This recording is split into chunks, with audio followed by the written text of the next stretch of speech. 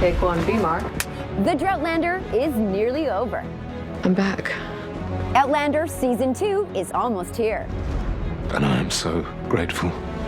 And we're in Scotland, getting you ready for a brand new batch of episodes of your favorite time-traveling romantic drama.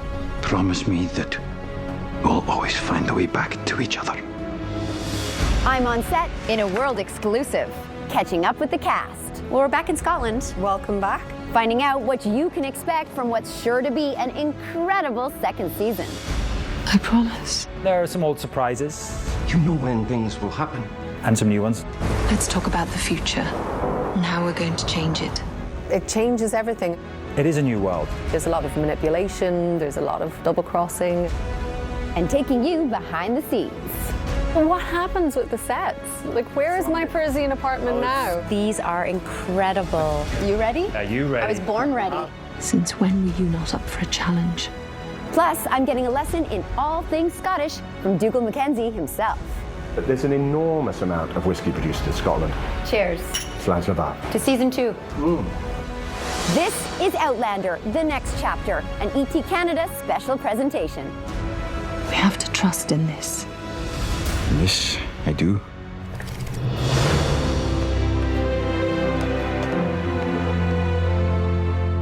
Can you believe this stunning scenery? I'm in Scotland, where the epic time-traveling romance Outlander is filmed. The show is, of course, based on a series of very successful books. And when the TV series premiered in 2014, it added a whole new crop of devoted fans.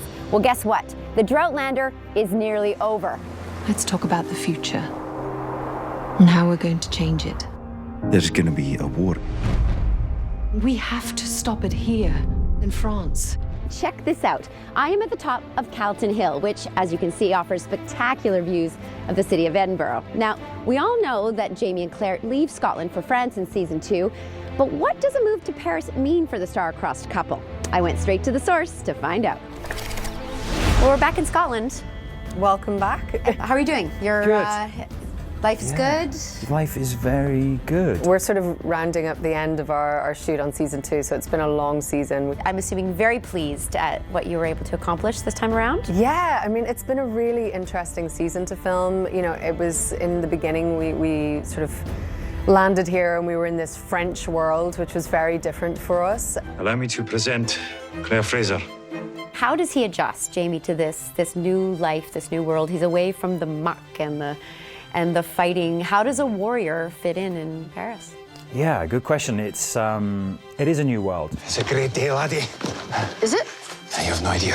What are the biggest differences for Claire and Jamie leaving Scotland and showing up in Paris? Oh God, I mean, there's so much. Emmenez-moi à la Bastille, en vitesse. First and foremost, they are, well, Claire is pregnant, so they're sort of dealing with the impending thoughts of parenthood. And also they've taken this challenge, I suppose, to change the course of history, which is no small mean feat. Do you think we'll change things? You tell me, Sassenach. You're the one from the future.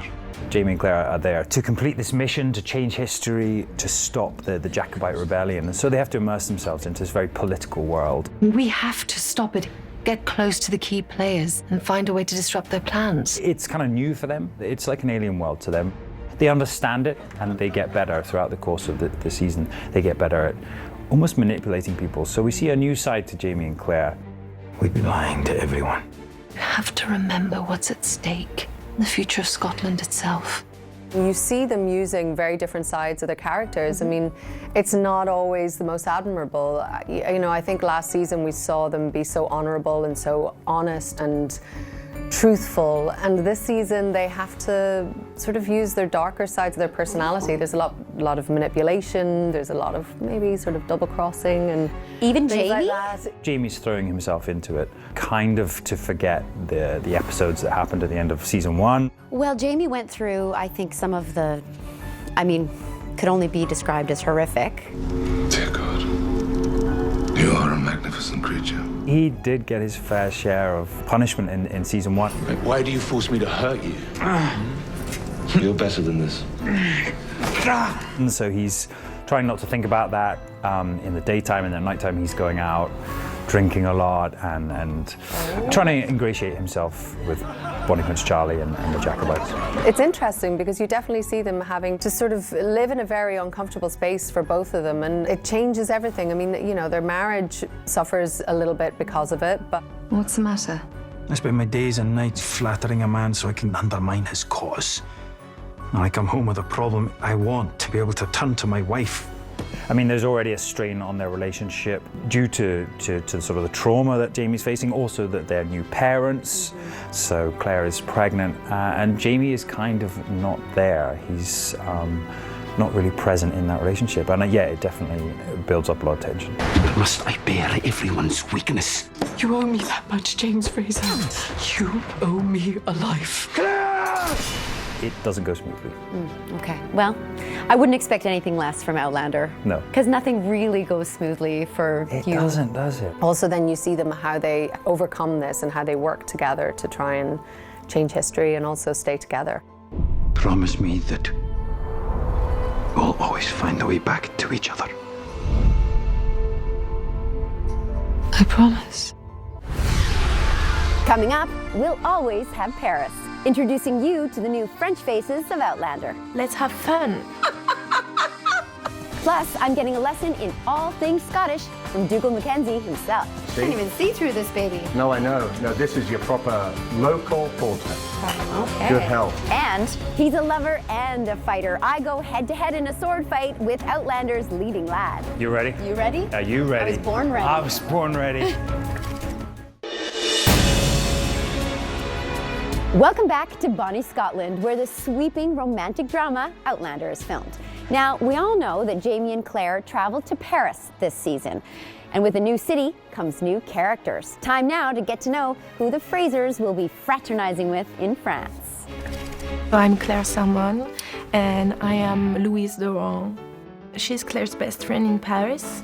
You shall accompany Mary and me to Versailles. Perhaps I can bring my husband. If you must. She's trying to introduce her to the Paris fashion world. I make you an appointment with Madame Tubanou. She'll make you a dress fit for a queen.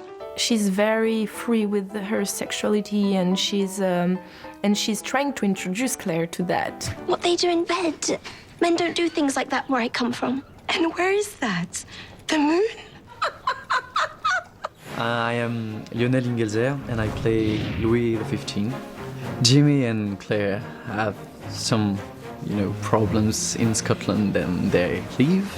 And they arrive in France, and the first person they have to meet is the king. Votre Majesté, trop bon.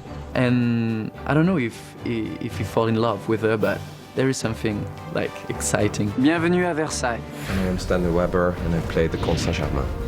He comes across as a villain probably because he's going to do a lot of bad things, and he's going to try to get his revenge on Claire. We have to get close to the key players and find a way to disrupt their plans. It's all about power, isn't it? And it's something you can relate. When we first started talking about the costumes for this season, it was just this explosion of color and fabrics and just different textures, which was so visually different. But it's interesting, it felt like I sort of went through the same journey as Claire, because in the beginning it's the novelty and the excitement. It was definitely fun to express Claire's femininity a little bit more. And then you realize that you're sort of so restricted. And in your wools, when you're out in the mud, you can do whatever you want. You can sit on the ground, nobody will notice, it's fine. But when you're in all this finery, you have to be a lady constantly, and that's tough. Is this a challenge for you, Katrina? Sometimes. Wow, Jamie, these are incredible. It is amazing. This is sort of two examples of the different fabrics we have been creating this season. There's a lot of thought process that goes into that. And how many hours? Of endless hours. I don't even think I could count. Let's move on to this lovely gentleman here. So this is examples of the embroidery. And again, I think I mentioned earlier about the buttons, 50 buttons in a coat. So you imagine each of those having to be embroidered and then stitched onto the button. So much work, but you can see it, and you can feel it. It's such beautiful quality. The silk.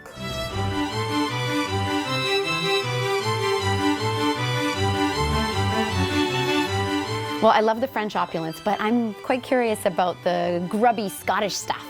Well, if you follow me around to our aging and dying department, I can show you. Aging and dying? Okay, you have piqued my interest.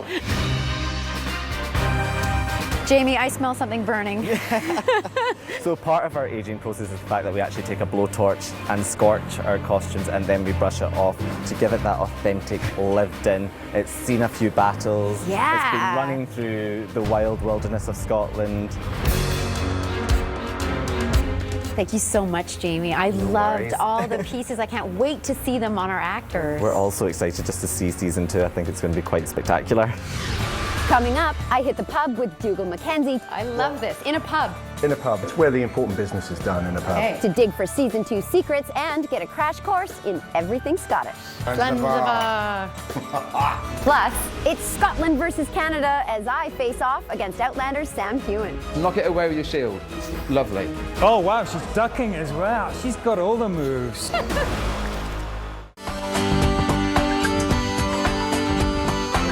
Here I am, high above the city of Edinburgh, which of course is the capital of Scotland and home to just over 500,000 people.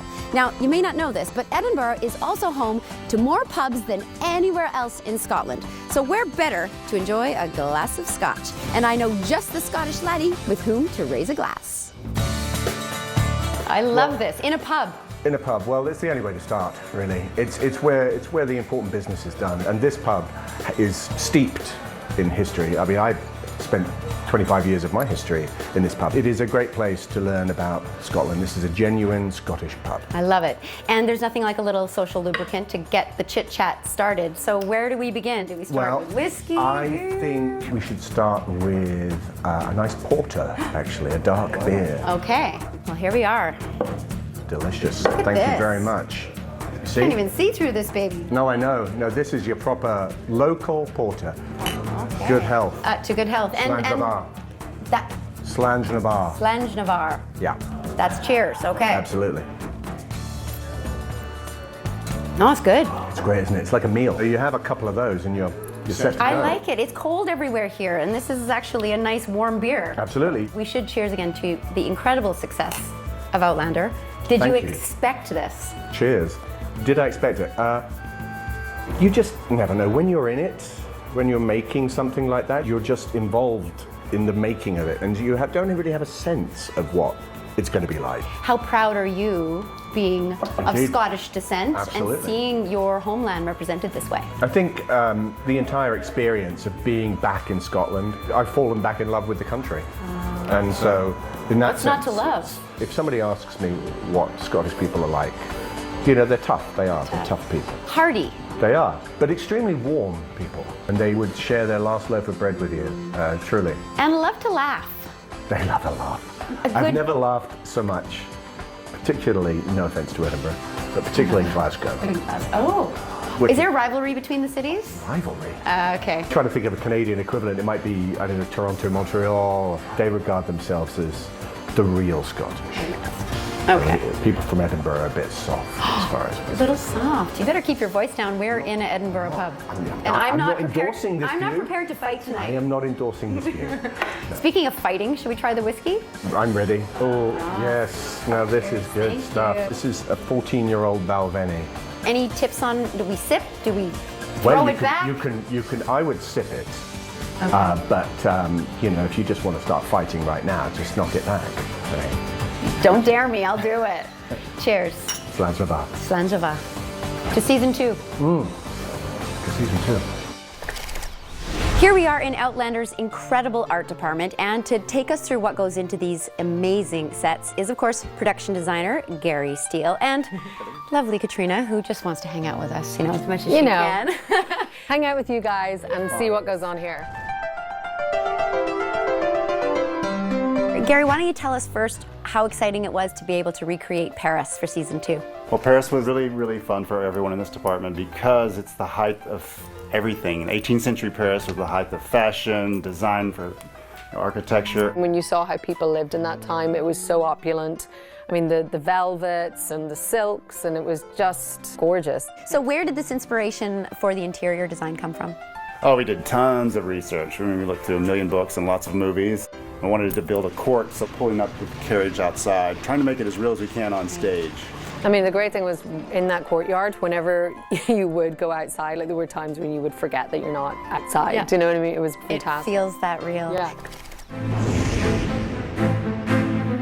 Wow, just look at all this beautiful Scottish scenery. Scotland is truly an integral character in the Outlander series. Now, if you watch the show, you know that Jamie Fraser is both a lover and a fighter. He shares plenty of steamy scenes with Claire and just as many bloody, brutal ones battling the Redcoats. So who better to give me a lesson in the art of swordplay?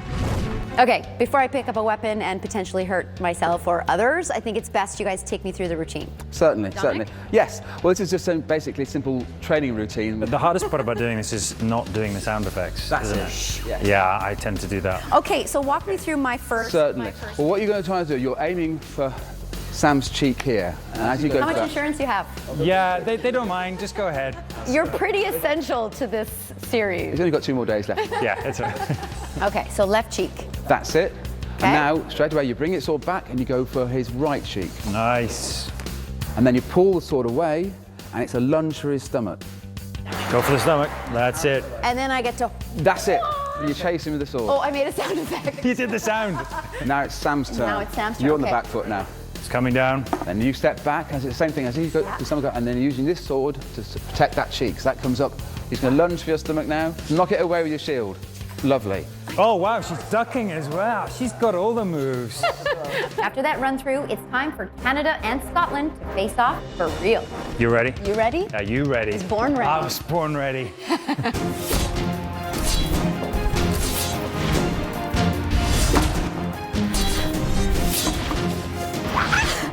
Nice. I survived. She's got it. I Yes. survived. That's definitely a high five there. Thank you. Yeah, amazing. Still to come, Jamie and Claire may be Outlander's star-crossed soulmates, but how well do Sam Heughan and Katrina Balfe know each other? I'm gonna nail this. So It's fine. there we go. Oh, I like this confidence. When is Katrina's birthday? I know. Oh.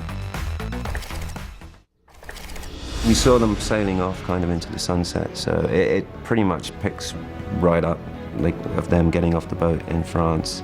This is where you rushed home and harried me along with you. Jamie will not like this. Poor Murta, I suppose, at the beginning of season 1 is still, he doesn't know particularly why they're there. He doesn't particularly like France. He doesn't like wearing strange costumes and smelly people, and yeah, so you see the kind of all the Highlanders wrapped up in one character with him, I think, in season 2.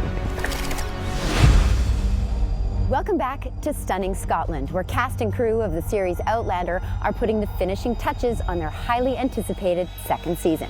I'm here at Linlithgow Palace, which dates back to the 1400s and was the birthplace of Mary, Queen of Scots. Now, I know you Outlander fans will recognize this place because its corridors doubled as Wentworth Prison during Jamie's incarceration in season 1. Sam Heughan and Katrina Balfe have spent a lot of time together here in Scotland.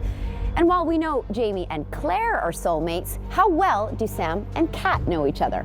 I put them to the test. Even just seeing you on your red carpet appearances and interviews together, you legitimately seem like friends. Yeah. It's nice to see. It's good. I can't imagine being on a series that takes this long to film and in crazy environment and stuff like that without getting along with your co-stars. Where do you think that wonderful chemistry that we see on screen comes from? I think it's a trust, I guess. You know, we went through a really hectic sort of first season, and we've been through a lot together. I'm gonna do a little quiz for you. Okay. Okay, are you ready for this? Sure.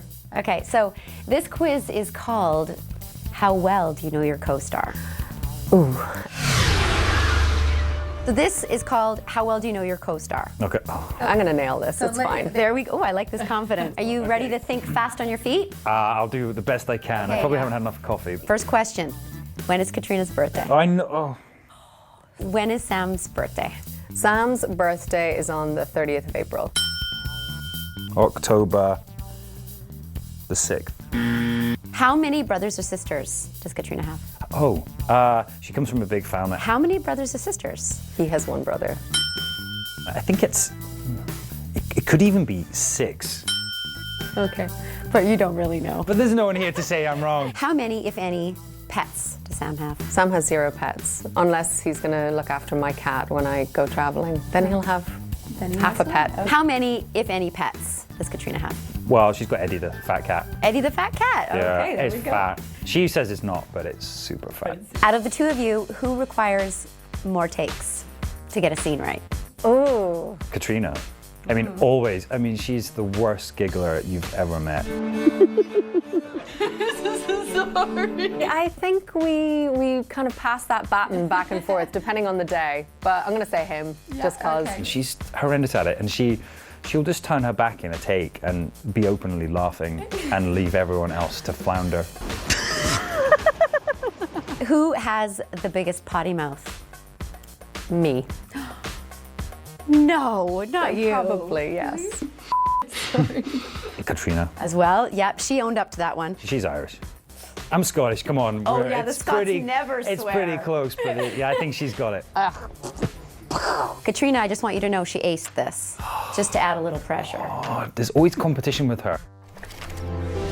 Well, I'm sad to say it, but that's it for me. I want to thank the wonderful cast and crew of Outlander for being such gracious hosts. Not long until season 2 premieres on Showcase. Until then, I'm Erin Sebula. Good night and Slanjavar from beautiful Scotland.